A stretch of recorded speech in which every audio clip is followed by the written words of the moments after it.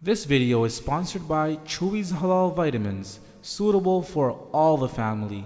For an exclusive half-price offer, enter code YT50 at checkout at www.chewys.com.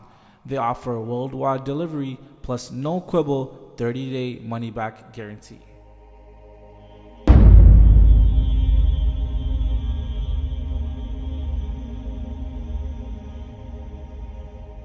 A lot of times we meet people that make us lose hope.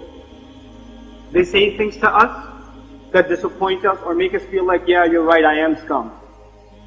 They'll tell you how haram you and your actions are, how evil you've become, etc., etc. Don't confuse the disappointment people have with you with the disappointment Allah might have with you. They're not the same thing. They're not the same thing. Your parents' disappointment with you, your husband's disappointment with you, your wife's disappointment with you, your friend's disappointment with you, your imam's disappointment with you is not the same as Allah being disappointed with you. It's not the same. People can put you down, and they will. But Allah Azza wa Jal will never abandon, so long as you don't.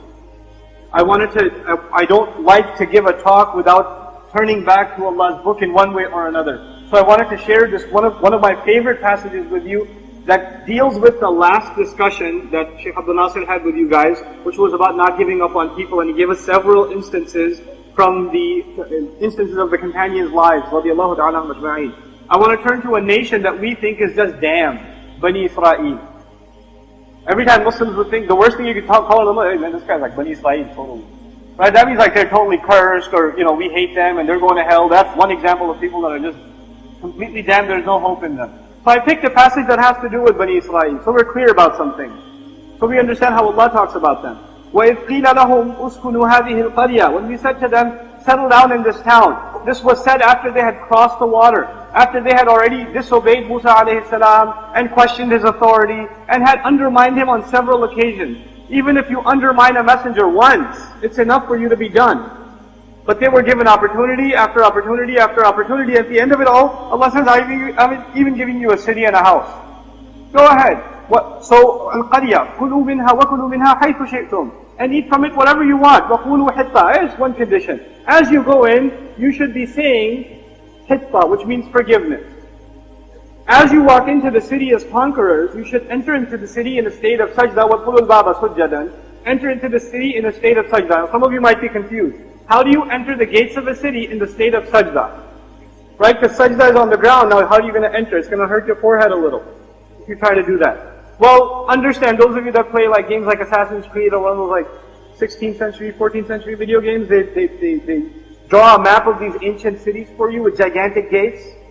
Right? They have a colossal gate in you. This is what old cities were like. They were gated all around, and they had this one massive gate you go through. And the conquerors are riding into that gate, through that gate on their horses. And their heads are on the necks of these horses in sajda. A conqueror walks in like this. Because he's dominated the people. The people's heads are down. And Allah says, you're conquerors? No. You put your heads down to Allah when you conquer the city. And as you're putting your head in sajda, while you're doing so, what should you say? Hitta, you should be asking forgiveness. Forgiveness. Forgiveness. Forgiveness. As you're going in. In a state of sajda, you're asking for forgiveness. Allah says, all your past crimes are forgiven. Just do this. Just do what? Ask for forgiveness. Have they done small crimes or big crimes in the past? Huge crimes. Not just in the absence of a prophet, in the presence of a prophet they've done huge crimes. What are some of those huge crimes? Let's see. Oh yeah, worshipping someone other than Allah. A calf. You know the story. Crimes like murder. Crimes like disregarding gifts of Allah, saying this ain't enough. Where's the rest of the menu? What's for dinner? Manna and salwa. What's for lunch? Salwa and manna. What else we got? Can you go ask Allah to place some additional orders, please? This is how you talk to Allah Azza wa Jal. And Allah says, all forgiven if you just do what? Ask genuinely for forgiveness.